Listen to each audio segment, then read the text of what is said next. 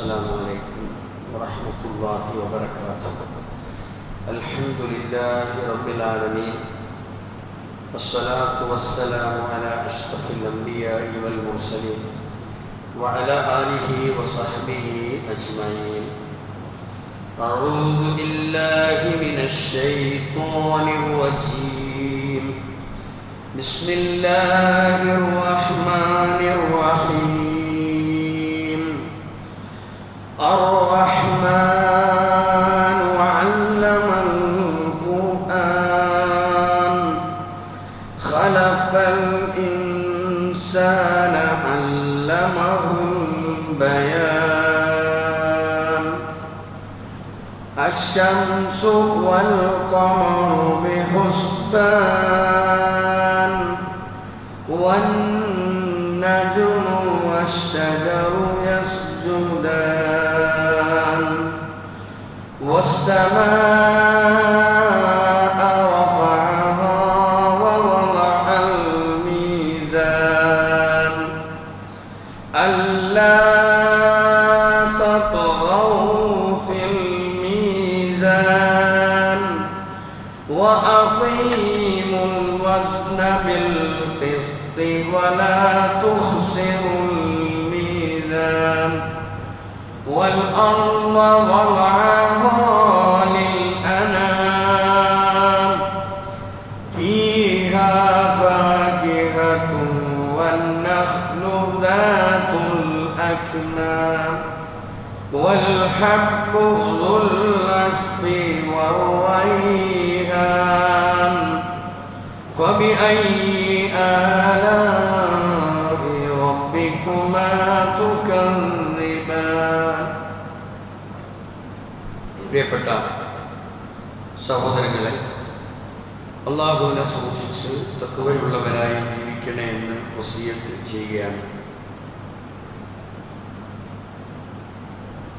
നമ്മൾ സ്ഥിരമായി എല്ലാ വ്യാഴാഴ്ചയും നമ്മൾ കേട്ടുകൊണ്ടിരിക്കുന്ന ഈ ഖുർആൻ പഠന ക്ലാസ് റമളാനിനോടനുബന്ധമായി നമ്മൾ തൽക്കാലം സ്റ്റോപ്പ് ചെയ്തതായിരുന്നു. വീണ്ടും ഇന്ന് ഇത് ആരംഭിക്കുകയാണ്. ഒരുപാട് സൂറത്തുകൾ കഴിഞ്ഞ കാലങ്ങളിലായി 2 വർഷം തുടരെ മുടങ്ങാതെ എല്ലാ വ്യാഴാഴ്ചയും നമ്മുടെ ഖുർആൻ പഠന ക്ലാസ് നടന്നിട്ടുണ്ട് എന്നത് വളരെ സന്തോഷകരമായ ഒരു കാര്യമാണ്. ഇൻഷാ അല്ലാഹ് ഇന്ന് നാം തുടങ്ങുന്നത് സൂറത്തു റഹ്മാൻ. അർ-റഹ്മാൻ എന്ന സൂറത്തിനെ ആസ്പദമാക്കിയുള്ള അതിലെ ആയത്തുകളുമായി ഉള്ള ഒരു പഠനമാണ് നമ്മൾ ഉദ്ദേശിക്കുന്നത്. എല്ലാവർക്കും സുപരിചിതമായ സൂറത്താണ്. പരിശുദ്ധ ഖുർആനിലെ 55-ാമത്തെ അധ്യായമാണ് സൂറത്തു റഹ്മാൻ. 78 ആയത്തുകളാണ് ഇതിലുള്ളത്. മക്കയിലാണ് ഇതിൻ്റെ അവതരണം. പരിശുദ്ധ ഖുർആനിലെ സൂറത്തുകൾ ഓരോന്നും പരിശോധിച്ചാൽ ഓരോ സൂറത്തുകൾക്കും അതിൻ്റേതായ ചില പ്രത്യേകതകൾ നമ്മൾക്ക് കാണാൻ സാധിക്കും. എല്ലാം എല്ലാവർക്കും ഒരുപോലെ മനസ്സിലാക്കാൻ സാധിച്ചുകൊള്ളണം എന്നില്ല. ഓരോന്നിൻ്റെയും പ്രത്യേകത ഓരോരുത്തർക്കും വ്യത്യസ്തമായ രീതിയിലാണ് അത് മനസ്സിലാക്കുവാൻ സാധിക്കുക. ഈ സൂറത്തിനെ സംബന്ധിച്ചിടത്തോളം അതിൻ്റേതായ ചില പ്രത്യേകതകൾ പ്രത്യക്ഷത്തിൽ തന്നെ നമുക്ക് കാണാൻ സാധിക്കും. ഒന്ന്, ഈ സൂറത്ത് പാരായണം ചെയ്യുമ്പോൾ അതിൻ്റെ സ്വരഭംഗിയോടുകൂടി പാരായണം ചെയ്യുമ്പോൾ അതിൻ്റെ മാധുര്യം അനുഭവിക്കാൻ നമ്മൾക്കൊക്കെ സാധിക്കും എന്നതാണ്. വളരെ തജ്വീദ് അനുസരിച്ച് നല്ല ഖിറാഅത്തോടു കൂടി ഈ സൂറത്ത് പാരായണം ചെയ്യുന്നത് കേൾക്കുമ്പോൾ തന്നെ നമ്മുടെ ശരീരം തന്നെ ഒരു പ്രത്യേകമായ ഒരു രീതിയിലേക്ക്, അല്ലെങ്കിൽ നമ്മുടെ കൽബ്, ഹൃദയത്തിൽ വലിയ ഒരു മാറ്റം ഉണ്ടാകും എന്നത് ഈ സൂറത്തിൻ്റെ മാത്രം ഒരു പ്രത്യേകതയാണ്. അപ്പോൾ ഈ സൂറത്ത് നമ്മൾ ആവർത്തിച്ചു വരുന്ന ഒരു സൂക്തമുണ്ട്. ഫബിഅയ്യി ആലാഇ റബ്ബിക്കുമാ തുകദ്ദിബാൻ എന്ന് പറയുന്ന ഈ സൂക്തം 31 തവണ ആവർത്തിച്ചു വരുന്ന, അതിൻ്റെ ആ ഭംഗിയോട് ഒപ്പം അത് ഉൾക്കൊള്ളുന്ന അതിൻ്റെ അർത്ഥവും അതിൻ്റെ ആശയവും അത് ഏറെ നമ്മൾ മനസ്സിലാക്കേണ്ടതും ഉൾക്കൊള്ളേണ്ടതുമാണ്. അത് ആമുഖമായി സൂറത്തിനെ സംബന്ധിച്ച് ഇത്രേ പറയുന്നുള്ളൂ. അതിൻ്റെ ഓരോ വിശദീകരണ സമയത്ത് നമ്മൾക്ക് വിശദമായി അതിനെക്കുറിച്ച് മനസ്സിലാക്കാം. ഈ സൂറത്തിൻ്റെ പേര് അർ-റഹ്മാൻ. സൂറത്ത് ആരംഭിക്കുന്നതും അർ-റഹ്മാൻ എന്ന് തുടങ്ങി ഒന്നാമത്തെ സൂക്തം അർ-റഹ്മാൻ. അർ-റഹ്മാൻ പരമകാരുണ്യകൻ. ബിസ്മില്ലാഹിർ റഹ്മാനിർ റഹീം. അർ-റഹ്മാനാണ്, അർ-റഹീമാണ്. അപ്പോൾ റഹ്മാൻ എന്ന് പറഞ്ഞാൽ പരമകാരുണ്യകൻ എന്നാണ് അതിൻ്റെ അർത്ഥം, നമുക്കൊക്കെ അറിയാം. രണ്ടാമത്തെ ആയത്ത് അല്ലമൽ ഖുർആൻ. ഒന്നാമത്തേത് പരമകാരുണ്യകൻ, അവൻ അല്ലമ, അവൻ പഠിപ്പിച്ചു. അൽ ഖുർആൻ, ഖുർആനിനെ അവൻ പഠിപ്പിച്ചു. അത് കഴിഞ്ഞിട്ട് മൂന്നാമത്തെ ആയത്തിൽ പറയുന്നത് ഖലഖൽ ഇൻസാൻ. ഖലഖൽ ഇൻസാൻ, അല്ലാഹു സുബ്ഹാനഹു വ തആല മനുഷ്യനെ സൃഷ്ടിച്ചു. നാലാമത്തെ സൂക്തം അല്ലമഹുൽ ബയാൻ. ആ മനുഷ്യന് അല്ലാഹു സുബ്ഹാനഹു വ തആല ആ ഖുർആനിൻ്റെ വിശദീകരണം അല്ലെങ്കിൽ അതിൻ്റെ ബയാൻ, അതിൻ്റെ വിശദീകരണം കൃത്യമായി പഠിപ്പിച്ചു കൊടുത്തു എന്നാണ്. അപ്പോൾ ഈ 3 സൂക്തം, ഒന്നാമത്തെ അർ-റഹ്മാൻ കഴിഞ്ഞിട്ട് വന്ന ഈ 3 സൂക്തവും 3 കാര്യമാണ്. ആ 3 കാര്യം നമ്മളേറെ ശ്രദ്ധിക്കേണ്ടതുണ്ട്.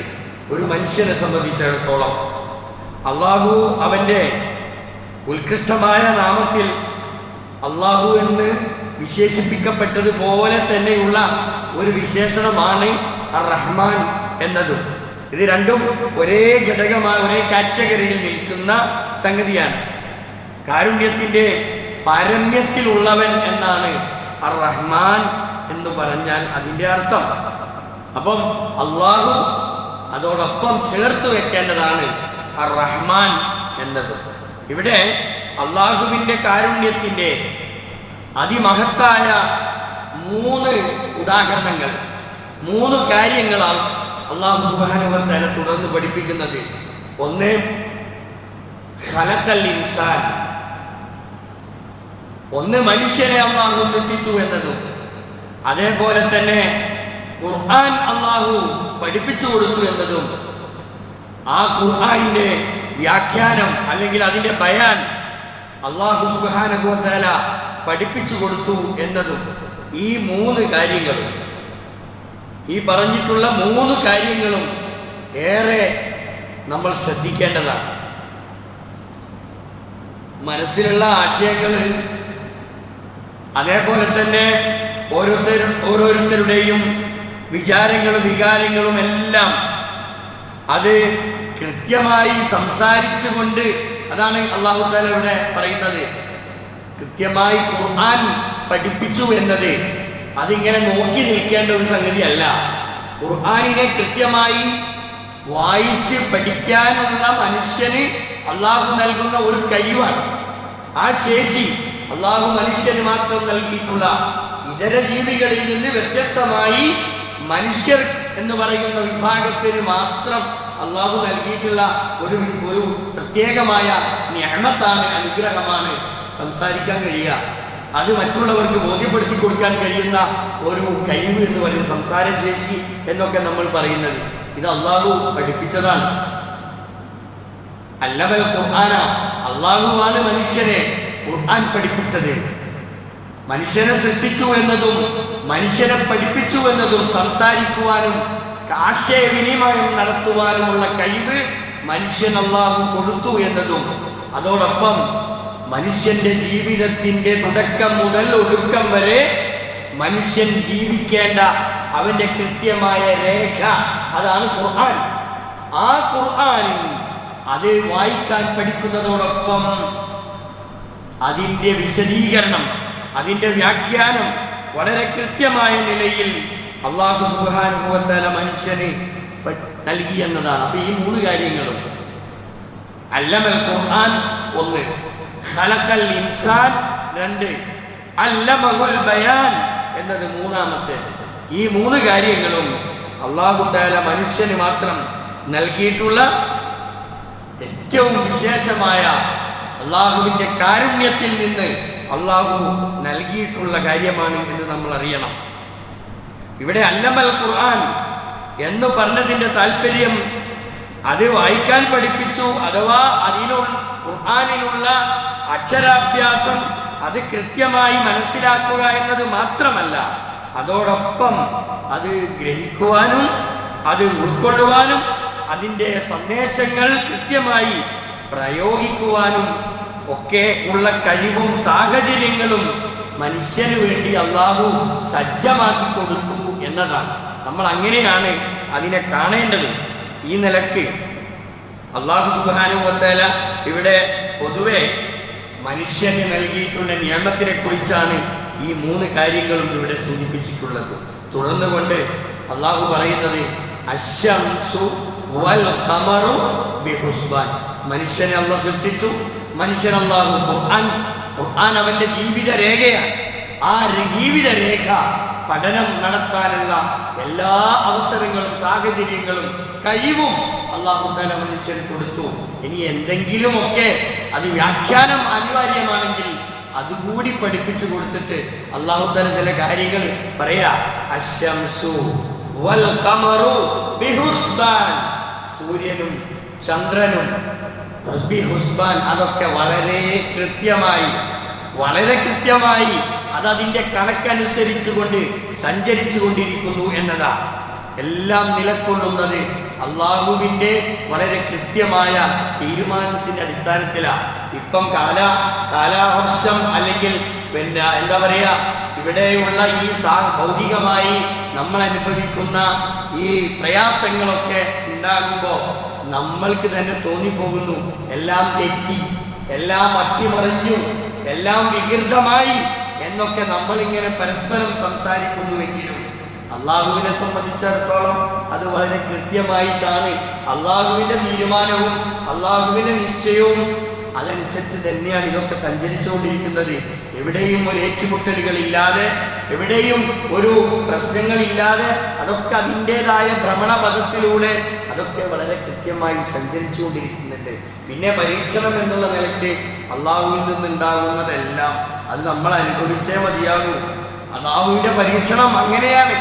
ഈ പരീക്ഷണങ്ങൾ ഒക്കെ ഉണ്ടാകുമ്പോൾ നമ്മൾ ചെയ്യേണ്ടത് അള്ളാഹുവിലേക്ക് ധാരാളമായി നമ്മൾ അടുക്കണം. അള്ളാഹുവുമായി കൂടുതൽ നമ്മൾ നിരന്തരമായി നമ്മൾ ചേർന്ന് നിൽക്കാനുള്ള ശ്രമമാണ് നമ്മൾ നടത്തേണ്ടത്. സൂര്യനാണെങ്കിലും ചന്ദ്രനാണെങ്കിലും ഒക്കെ അത് അതിൻ്റെ കൃത്യമായ കണക്കനുസരിച്ച് തന്നെയാണ് സഞ്ചരിച്ചുകൊണ്ടിരിക്കുന്നത്, എവിടെയും തെറ്റിപ്പോകുന്നില്ല. അള്ളാഹുവിന് ഈ അള്ളാഹു സൃഷ്ടിച്ചു വെച്ചിട്ടുള്ള സൃഷ്ടിജാലങ്ങൾ അത് ഇലകളായിരുന്നാലും, അതേപോലെ തന്നെ ചെടികളാണെങ്കിലും, അതേപോലെ തന്നെ മരങ്ങളാണെങ്കിലും ഒക്കെ അള്ളാഹുവിന് സുജൂദ് ചെയ്യുന്നു എന്ന കാര്യം കൂടി ഇവിടെ വിശദീകരിക്കുക. നമ്മൾ അറിയണം, അള്ളാഹുവിൻ്റെ ഏതു തരത്തിലുള്ള സൃഷ്ടികളും അള്ളാഹുവിന് കീഴ്പ്പെട്ടും അള്ളാഹുവിന് വണങ്ങിയുമാണ്. ഇതൊക്കെ അള്ളാഹുവിന് സുജൂദ് ചെയ്തുകൊണ്ട് അവനെ പ്രകീർത്തിച്ചുകൊണ്ട് അവന് തസ്ബീഹ് ചൊല്ലിക്കൊണ്ടാണ്. അള്ളാഹുവിൻ്റെ എല്ലാ സൃഷ്ടികളും അങ്ങനെയാണ് എന്ന് പ്രത്യേകം ഓർമ്മപ്പെടുത്തുകയാണ്. അത് കഴിഞ്ഞിട്ട് ആകാശത്തെ സംബന്ധിച്ച്, ആകാശത്തെ സൃഷ്ടിച്ചതിനെ സംബന്ധിച്ച് അള്ളാഹ് പറയുന്നു വസ്സമാഅ, ആകാശം അതിനെ റഫഅഹ, അതിനെ അല്ലാഹു തആല ഒരു നിശ്ചിത ആ അളവിൽ അല്ലാഹു തആല അത് ഉയർത്തിയിട്ടുണ്ട്. 7 ആകാശങ്ങളുണ്ട്. 7 ആകാശങ്ങളെയും അടുക്കുകളായി വളരെ ചിട്ടയോടുകൂടി അല്ലാഹു തആല അത് സ്ഥാപിച്ചു വെച്ചിട്ടുണ്ട്. അതിന് എത്ര ഉയരം വേണം, അതെങ്ങനെയായിരിക്കണം, ഒന്നാം ആകാശവും രണ്ടാം ആകാശവും തമ്മിൽ അതിൻ്റെ അകലത്തെ സംബന്ധിച്ച് എല്ലാം അല്ലാഹു തആല വളരെ കൃത്യമായി അതൊക്കെ സംവിധാനിച്ചു വച്ചിട്ടുണ്ട് എന്ന് പറഞ്ഞിട്ട് അല്ലാഹ് പറയാ വവളഅൽ മീസാന, തുലാസും നിശ്ചയിച്ചിട്ടുണ്ട്. ഇത് മനുഷ്യർ കാര്യങ്ങൾ മനസ്സിലാക്കാൻ വേണ്ടിയാ. അല്ലാഹു തആല ഇതൊക്കെ ഇങ്ങനെ ഇവിടെ എന്തൊക്കെയോ സൃഷ്ടിച്ചു വെച്ചിട്ടുണ്ട് എന്ന് പറഞ്ഞു പോകുന്നതിനപ്പുറം അള്ളാഹുവിന്റെ സൃഷ്ടികളെ സൃഷ്ടിച്ചപ്പോൾ തന്നെ എന്താണ് അതിന്റെ ലക്ഷ്യമെന്നും എങ്ങനെയായിരിക്കണമെന്നും ഒക്കെ അള്ളാഹ് നിശ്ചയിച്ചു വെച്ചിട്ടുണ്ട്. ഇപ്പം അള്ളാഹുവിന്റെ സൃഷ്ടികളിൽ ഏറ്റവും ഉത്കൃഷ്ടമായ ഒരു വിഭാഗം ആളുകളാണ് മനുഷ്യ വിഭാഗം. ഈ മനുഷ്യരെ സൃഷ്ടിച്ചത് എന്തിനു വേണ്ടിയാ? അള്ളാഹു തആല അത് കൃത്യമായി പറഞ്ഞിട്ടുണ്ട്. ഒരു നിശ്ചിത അവധി വരെ അള്ളാഹുവിന്റെ ഭൂമിയിൽ ജീവിക്കുകയും അള്ളാഹു നിശ്ചയിച്ച അവധി അതെത്തിക്കഴിഞ്ഞാൽ ഇവിടെ നിന്ന് വിരിഞ്ഞു പോവുകയും ചെയ്യേണ്ട ഒരു വിഭാഗം ആളുകളാണ്. എന്തുമാത്രം അഹങ്കാരം കാണിച്ചാലും എന്തുമാത്രം വലിയ വലിയ വർത്തമാനങ്ങൾ പറഞ്ഞാലും ഒരു ടൈം എത്തിയാൽ ഒരു രക്ഷയില്ല. വമാ ഖലഖ്തുൽ ജിന്ന വൽ ഇൻസ ഇല്ലാ ലിയഅ്ബുദൂൻ.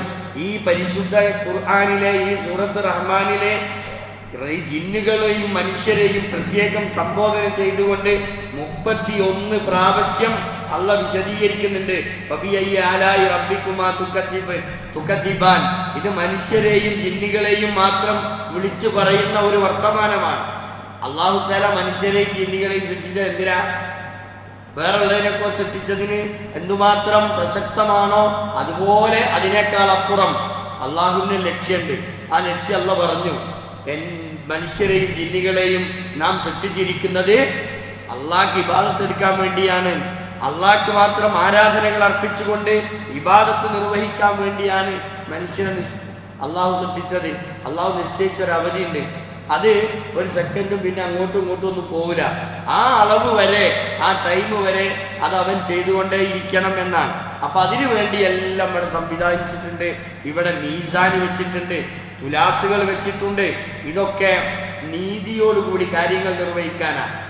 അള്ളാഹു യുഹിബ്ബുൽ മുഖ്സിത്തീൻ. അള്ളാഹു തആല നീതി കാണിക്കുന്നവരെ ന്യായത്തിന്റെ കൂടെയാണ്. ന്യായം കാണിക്കുന്ന, ന്യായത്തോടു കൂടി കാര്യങ്ങൾ നിർവഹിക്കുന്നവരെ അള്ളാഹു തന്നെ ഇഷ്ടപ്പെടുന്നു എന്നാണ്. അപ്പൊ അള്ളാഹു എല്ലാം മീസാൻ വെച്ചുകൊണ്ട് നീതിയോടുകൂടിയാണ് അള്ളാഹു ഓരോ കാര്യങ്ങളും നിർവഹിക്കുക.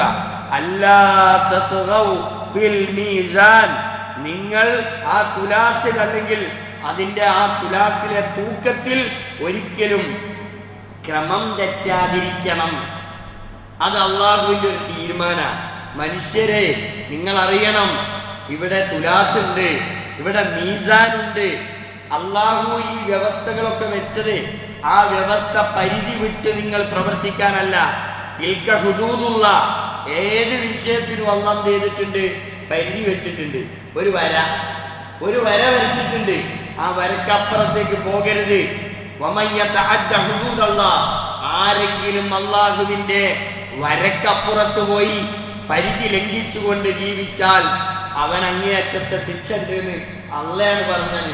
ഇവിടെ പലപ്പോഴും ഞാൻ പറയലുണ്ട്, പരിശുദ്ധ ഖുർആനിന്റെ ചില ആയത്തുകൾ കേൾക്കുമ്പോ വളരെ കൃത്യമാണ് എന്ന് നമ്മൾക്ക് തോന്നും.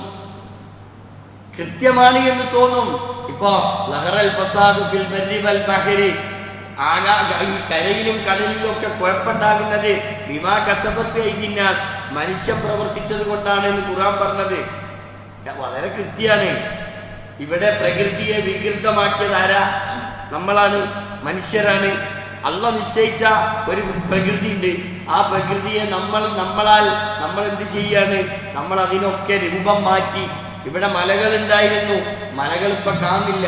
അതൊക്കെ തട്ടി നിരപ്പാക്കി ഇവിടെ ആവശ്യത്തിനുള്ള കൃഷി യോഗ്യമായ അതിനനുസൃതമായിട്ടുള്ള സ്ഥലങ്ങളൊക്കെ നമ്മൾ കൃഷിയോഗ്യമല്ലാതെയാക്കി മാറ്റി. അതിൻ്റെയൊക്കെ ഭവിഷ്യത്ത് നമ്മൾ അനുഭവിക്കുകയാണ്. അതെന്തുകൊണ്ടാണ്? ക്രമം തെറ്റി ജീവിക്കുന്നത് കൊണ്ടാണ്. എല്ലാറ്റിനും ഒരു ക്രമമുണ്ട്. ആ ക്രമം തെറ്റി നമ്മൾ ജീവിച്ചാൽ രക്ഷപ്പെടാൻ പോകുന്നില്ല. അതുകൊണ്ട് അല്ലാഹു തആല പറയുന്നത്, എന്തിനാണ് തുലാസ് വെച്ചത്? അല്ലാ തത്ഗൗ ഫിൽ മീസാൻ. നിങ്ങൾ ആ തുലാസിൽ നിങ്ങൾ ക്രമം തെറ്റാതിരിക്കാൻ വേണ്ടിയിട്ടാണ്. അതുകൊണ്ട് അല്ലാഹു പറയുന്നു, വഅഖീമുൽ വസ്ന ബിൽ ഖിസ്തി വലാ തുഖ്സിറുൽ മീസാൻ. വഅഖീമു, നിങ്ങൾ നിലനിർത്തണം. നമ്മളോടാണ് പറയുന്നത് അല്ലാഹ്. വഅഖീമു, നിങ്ങൾ നിലക്കൊള്ളണം, അല്ലെങ്കിൽ നിങ്ങൾ നിലനിർത്തണം. വൽ വസ്ന, ആ വസ്നിനെ, തൂക്കത്തെ, ബിൽ ഖിസ്തി, നീതിയോടുകൂടി. പറഞ്ഞതിന് അർത്ഥം എന്താണെന്നറിയോ? നീതിപൂർവം ദുനിയാവിൽ ജീവിക്കണമെന്നാണ്. അത്രേ പറഞ്ഞിട്ടുള്ളൂ. നിങ്ങൾക്ക് ക്രമം തെറ്റി ജീവിക്കാനുള്ള അവകാശമല്ല. ക്രമം തെറ്റരുത്. നീതിയോടുകൂടി ഖിസ്ത്, നീതി പാലിച്ചുകൊണ്ട് തൂക്കം അത് കൃത്യമായി അത് റെഡിയായിരിക്കണം. ആ നിലക്ക് നിങ്ങൾ അത് നിലനിർത്തിക്കൊണ്ട് നിങ്ങൾ ജീവിക്കണം. വലാ തുഖ്സിറുൽ മീസാന, ഒരിക്കലും നിങ്ങൾ അതിൽ നഷ്ടം വരുത്തരുത്. തൂക്കത്തിൽ, അളത്തത്തിലും തൂക്കത്തിലും കൃത്രിമം കാണിക്കുന്നതിനെ സംബന്ധിച്ച് വിശദീകരിച്ചെടുത്ത് വൈലുല്ലിൽ മുത്തഫ്ഫിഫീൻ, ഇങ്ങനെ വളത്തത്തിലും തൂക്കത്തിലും കൃത്രിമം കാണിക്കുന്നവർക്ക് നാശം എന്ന് പറഞ്ഞിട്ടുള്ള വിശദീകരിക്കുന്നുണ്ട്. അവിടെ കൊടുക്കുമ്പോഴും വാങ്ങുമ്പോഴും ഇത് രണ്ടും രണ്ട് രീതിയിൽ കാര്യങ്ങൾ നിർവഹിക്കുന്നവർ. കൊടുക്കുമ്പോൾ കുറച്ച് കൊടുക്കുക, വാങ്ങുമ്പോൾ കൂടുതൽ വാങ്ങുക. ഇതൊന്നും പറ്റൂല. അതൊരു പൊതുവായ നിയമമല്ല പറഞ്ഞതാ. അതിനേക്കാൾ അപ്പുറം ഇവിടെ പറയുന്നത് നമ്മുടെ ജീവിതം തന്നെ തുലാസ് വെച്ച് തൂക്കിയിട്ടാണ് നമ്മൾ ജീവിക്കേണ്ടത്. എന്താ പറഞ്ഞ നമ്മളെ വർത്താനം അളന്ന് തൂക്കിയിട്ടേ പറയാവും. നമ്മൾ ഇടപെടുമ്പോൾ അതിന് തൂക്കം നോക്കണം. അനാവശ്യമായ ഇടപെടലുകൾ നമുക്ക് പറ്റൂല. അനാവശ്യമായ സംസാരം പറ്റൂല. എല്ലാ കാര്യത്തിലും ഒരു കൃത്യത പാലിക്കണം. ഇതാണ് ഇത് മൊത്തത്തിൽ ഈ പറഞ്ഞതിൻ്റെ അർത്ഥം. വഖീമുൽ വസ്ന എന്ന് പറഞ്ഞാൽ നിങ്ങൾ തുലാസ് വെക്കണം എന്ന് പറഞ്ഞാൽ നമ്മൾ സംസാരിക്കുമ്പോൾ തുലാസ് വെച്ചിട്ടേ സംസാരിക്കാവൂ.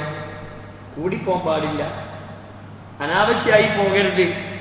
അത് ബിൽ ഖിസ്ത്, നീതിയോടുകൂടി ആയിരിക്കണം. വലാ തുഖ്സിറു, ഖസ്റ എന്ന് പറഞ്ഞാൽ നഷ്ടം വരുത്തുക. വലാ തുഖ്സിറു, അതിലൊരിക്കലും നഷ്ടം ഉണ്ടാകാൻ പാടില്ല. അൽ മീസാന, അഥവാ ആ തൂക്കത്തിൽ അല്ലെങ്കിൽ തുലാസിൽ ഒരു കാരണവശാലും നഷ്ടം സംഭവിക്കാൻ പാടില്ല. സൂറത്തെ ഹദീദിൽ അതിലെ 25-ാമത്തെ സൂക്തത്തിൽ കാണാം, ലഖദ് അർസൽനാ റുസുലനാ ബിൽ ബയ്യിനാത്ത്.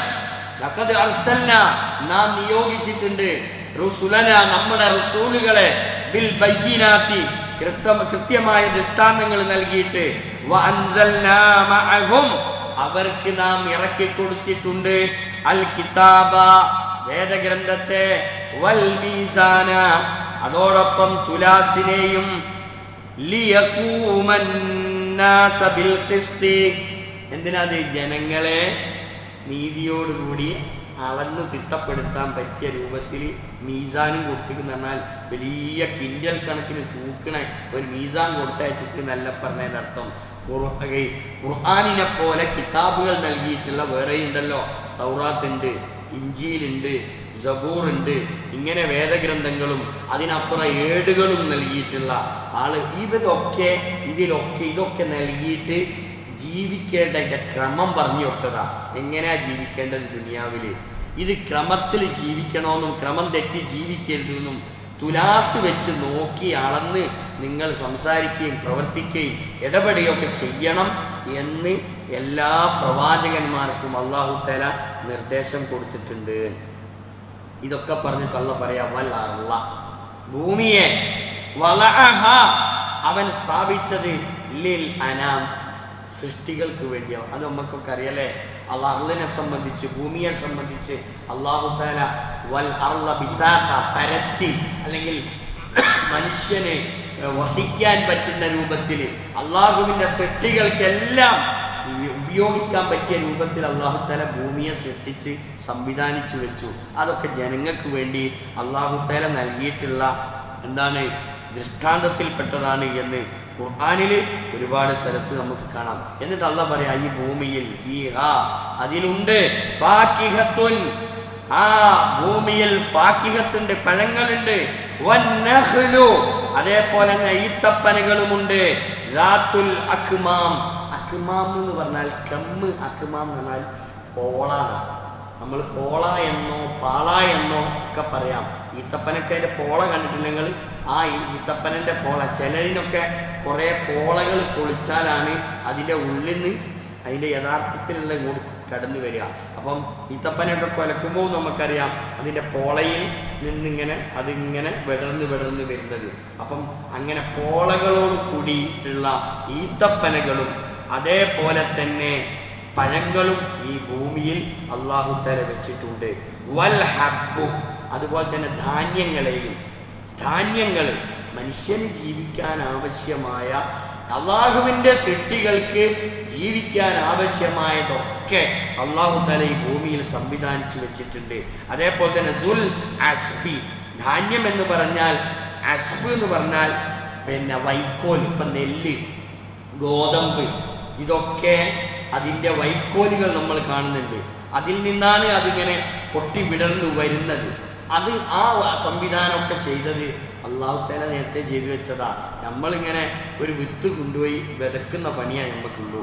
അതിന് വെള്ളവും വളവും ചേർത്ത് കൊടുക്കുന്നു. പക്ഷേ അതിനെ മുളപ്പിക്കുന്നത്, അതിനെ സമയോചിതമായി അതിനെല്ലാം നൽകുന്നത് അല്ലാഹു തആലയാ. അത് അല്ലാഹ് ഇങ്ങനെ പറഞ്ഞു തരിക നമുക്ക്. വൽ ഹബ്ബ്, ധാന്യമണികളെ, അതേപോലെ തന്നെ എങ്ങനെയുള്ള ദുൽ അസ്ഫി, വൈക്കോലുകൾ, ഈ വൈക്കോലുകളോട് കൂടിയുള്ള ഈ ധാന്യങ്ങളെയും, അതേപോലെ തന്നെ വർ റൈഹാൻ, സുഗന്ധ ചെടികളെയും, എല്ലാ അർത്ഥത്തിലുള്ള ഈ സുഗന്ധ ദ്രവ്യങ്ങളും സുഗന്ധ ചെടികളെയും ഒക്കെ അല്ലാഹു തആലയാണ് സംവിധാനിച്ചു വെച്ചിട്ടുള്ളത്. ഇതൊക്കെ ഇങ്ങനെ കുറേ സൃഷ്ടി, ഈ അള്ളാഹുവിൻ്റെ സൃഷ്ടി മഹാത്മ്യങ്ങളെയൊക്കെ ഇങ്ങനെ കുറേ വിശദീകരിച്ചു അല്ലേ. ഇത് വിശദീകരിച്ച് അള്ളാഹു ചോദിക്കുന്ന ഒരു ചോദ്യമാണ്, ഫബി അയ്യി ആലായി റബ്ബിക്കുമാ തുകദ്ദിബാൻ. ഇത് 31 തവണ ആവർത്തിക്കുന്നുണ്ട്.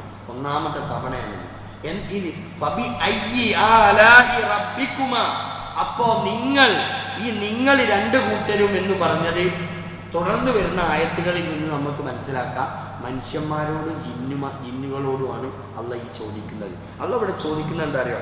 ഫബി അയ്യി, പിന്നെ ചങ്ങായിമാരെ, എന്തുകൊണ്ടാണ്, ആലായി റബ്ബിക്കുമാ, നിങ്ങളുടെ റബ്ബിന്റെ അനുഗ്രഹങ്ങളെ എന്തിനാണ് തുകദ്ദിബാൻ, നിങ്ങൾ ഇങ്ങനെ നിഷേധിക്കുന്നത്? മനുഷ്യന്മാരൊരു സ്വഭാവമാണ് അല്ലേ. നമ്മളെ പറ്റി പറയാ, ജിന്നിനെ പറ്റി ഇപ്പൊ നമുക്ക് പറഞ്ഞുകൂടാലോ. മനുഷ്യന്മാർക്ക് എന്ത് കിട്ടിയാലും അതിന് വലിയ ന്യായീകരണം പറയാനുണ്ടാകും, അതിന് വലിയ വലിയ വർത്തമാനങ്ങൾ പറയാനുണ്ടാവും. അതിനെ കുറേയൊക്കെ നമ്മൾ തള്ളിക്കളയും, നിഷേധിക്കും. എൻ്റെ കൈകൊണ്ട് കിട്ടിയാണെന്ന് ചിലപ്പോൾ പറയും. ഇങ്ങനെയൊക്കെ പറഞ്ഞ ചരിത്രങ്ങളും, ഇങ്ങനെയൊക്കെ പറഞ്ഞ ചരിത്രങ്ങൾ എന്ന് പറഞ്ഞാൽ അതൊക്കെ വലിയ വലിയ ആളുകളായി ജീവിച്ച് ഇങ്ങനെയൊക്കെ വീമ്പളക്കിയതിൻ്റെ പേരിൽ ലോകത്ത് അല്ലാഹു തആല പച്ചയായി ശിക്ഷ ഇറക്കിയ സംഭവങ്ങളൊക്കെ ഖുർആനിലുണ്ട്. ഖാറൂനിനെ പോലെ, ഫിറൗനിനെ പോലെ, ഹാമാനിനെ പോലെ ഒക്കെയുള്ള വലിയ വലിയ ആളുകൾക്ക് അല്ലാഹു തആല ശിക്ഷ കൊടുത്ത് എന്തിനാണെന്നറിയോ? ഇതൊക്കെ എൻ്റെ കൈകൊണ്ടും എൻ്റെ തൻ്റെ ഇടം കൊണ്ടും ഒക്കെ ഞാൻ ഉണ്ടാക്കിയതാണെന്ന് വലിയ വലിയ വർത്താനം പറഞ്ഞത് കൊണ്ടാണ്. അപ്പോൾ അള്ളാഹിൻ്റെ നിയമത്തിനെ നിഷേധിക്കുക എന്ന് പറഞ്ഞാൽ അതൊരു ചെറിയ കാര്യമല്ല. അല്ലാഹു തആല ഇവിടെ ചോദിക്കുന്ന ചോദ്യം അതാ, ഫബി അയ്യി ആലായി റബ്ബിക്കുമ, പിന്നെ എന്തിനാണ് നിങ്ങൾ രണ്ട് കൂട്ടരും, മനുഷ്യന്മാരും ജിന്നുകളും, ഈ രണ്ട് കൂട്ടരോട് ചോദിക്കുക, എന്തിനാണ് നിങ്ങൾ നിഷേധിക്കുന്നത്? തുകദ്ദിബാൻ, നിങ്ങൾ നിഷേധിക്കുന്നത്. അപ്പം അള്ളാഹുവിൻ്റെ സൃഷ്ടികളായിട്ടുള്ള ഉത്കൃഷ്ട സൃഷ്ടികളായിട്ടുള്ള മനുഷ്യർ കൂടുതൽ ചിന്തിക്കുകയും മനസ്സിലാക്കുകയും ചെയ്യണം അള്ളാഹുവിൻ്റെ ഓരോ സൃഷ്ടിയെ സംബന്ധിച്ചും, അള്ളാഹു സംവിധാനിച്ചു വെച്ചതിനെ സംബന്ധിച്ച്. അതൊക്കെ ചിന്തിച്ചു മനസ്സിലാക്കി കൂടുതൽ റബ്ബിലേക്ക് നമ്മൾ നടന്ന് നീങ്ങണം, അള്ളാഹുവിലേക്ക് നമ്മൾ അടുക്കണം. അതിനു വേണ്ടിയാണ് ഇതൊക്കെ നമ്മൾ ഉപയോഗപ്പെടുത്തേണ്ടത്. ഇപ്പം മഴ കിട്ടുന്നില്ല, നമ്മൾ ചിന്തിക്കണം എന്തുകൊണ്ട് പ്രയാസപ്പെടുന്നു, എന്താണ് ഇതിന് കാരണം? നമ്മൾ പ്രകൃതിയോട് കാണിക്കുന്ന വികൃതി കൊണ്ടാണ് നമ്മൾ ഇത് അനുഭവിക്കുന്നത്. കുറേയൊക്കെ നമ്മൾ ചിന്തിക്കണം. അതിനുള്ള പ്രതിവിധി നമ്മൾക്ക് പറഞ്ഞു തന്നത് എന്താ? നിങ്ങൾ അള്ളാഹുവുമായി കൂടുതൽ ചേർന്ന് നിൽക്കുകയും ധാരാളമായി അള്ളാഹുവിനോട് പശ്ചാത്തപിച്ച് മടങ്ങുക, പാപങ്ങൾ പുറത്തു തരാൻ പറയുക, എന്നിട്ട് നമ്മുടെ കാര്യങ്ങൾ പറയുക. അള്ളാഹു തആല നമ്മെ രക്ഷപ്പെടുത്തും, ഒരു സംശയവുമില്ല. ഓരോരുത്തരും അള്ളാഹുവിൻ്റെ സൃഷ്ടി മഹാത്മ്യങ്ങളെക്കുറിച്ചൊക്കെ ഓർത്ത് നമ്മുടെ ജീവിതം ക്രമപ്പെടുത്താൻ നമ്മൾ പരിശ്രമിക്കുക. അള്ളാഹു തആല നമ്മെ അനുഗ്രഹിക്കുമാറാവട്ടെ. സത്യം മനസ്സിലാക്കി ജീവിക്കുന്ന യഥാർത്ഥ മുത്തഖികളിൽ അള്ളാഹു നമ്മയൊക്കെ ഉൾപ്പെടുത്തി അനുഗ്രഹിക്കുമാറാവട്ടെ. അള്ളാഹുവിൽ നിന്ന് ലഭിക്കുന്ന അനുഗ്രഹങ്ങൾ ഓരോന്നും വ്യത്യസ്തങ്ങളായ അനുഗ്രഹങ്ങൾ, അതൊക്കെ അനുഭവിക്കുകയും അള്ളാഹ്ക്ക് ശുക്ർ ചെയ്യുന്ന, നന്ദി ചെയ്യുന്ന, അള്ളാഹുവിൻ്റെ ഏറ്റവും ഇഷ്ടപ്പെട്ട അടിമകളിൽ അള്ളാഹു നമ്മെ ഉൾപ്പെടുത്തി അനുഗ്രഹിക്കുമാറാവട്ടെ. പ്രയാസങ്ങളും ദുരിതങ്ങളും കഷ്ടപ്പാടുകളും അള്ളാഹു ദൂരീകരിച്ചു തരുമാറാവട്ടെ. രോഗികളായി കിടക്കുന്ന എത്രയോ സഹോദരി സഹോദരന്മാർ വീടുകളിലും ആശുപത്രികളിലും അല്ലാഹു തആല അവർക്ക് ശിഫ നൽകി അനുഗ്രഹിക്കുമാറാവട്ടെ. നമ്മിൽ നിന്ന് മരണപ്പെട്ടു പോയിട്ടുള്ള നമ്മുടെ മാതാപിതാക്കൾ, ബന്ധുമിത്രാദികൾ, സ്നേഹിതന്മാർ, പണ്ഡിതന്മാർ എല്ലാവർക്കും അല്ലാഹു തആല മഗ്ഫിറത്തും റഹ്മത്തും നൽകിയവരെ അനുഗ്രഹിക്കുമാറാവട്ടെ. നാളെ ജന്നാത്തുൽ ഫിർദൗസിൽ അവരെയും നമ്മെയും അല്ലാഹു തആല ഒരുമിച്ച് കൂട്ടുമാറാവട്ടെ. സ്വർഗം അതാണ് നമ്മുടെ ലക്ഷ്യം. ആ സ്വർഗം ലഭിക്കുന്നതിനാവശ്യമായ ഓരോ സംഗതികളും വളരെ കൃത്യമായി നിർവഹിക്കുവാൻ നമ്മൾ തയ്യാറാവണം. അങ്ങനെ അള്ളാഹുവിൻ്റെ നിയമങ്ങൾക്ക് വിധേയമായി ക്രമം തെറ്റാതെ ജീവിക്കുന്ന അടിമകളിൽ അള്ളാഹു നമ്മെ ഉൾപ്പെടുത്തുമാറാവട്ടെ. اللهم مقلب القلوب ثبت قلوبنا على دينك. اللهم مصرف القلوب صرف قلوبنا على طاعتك. ربنا هب لنا من ازواجنا وذرياتنا قرة اعين واجعلنا للمتقين اماما. اللهم اغثنا اللهم اغثنا اللهم اغثنا. ربنا آتنا في الدنيا حسنة وفي الآخرة حسنة وقنا عذاب النار. وآخر دعوانا أن الحمد لله رب العالمين. السلام.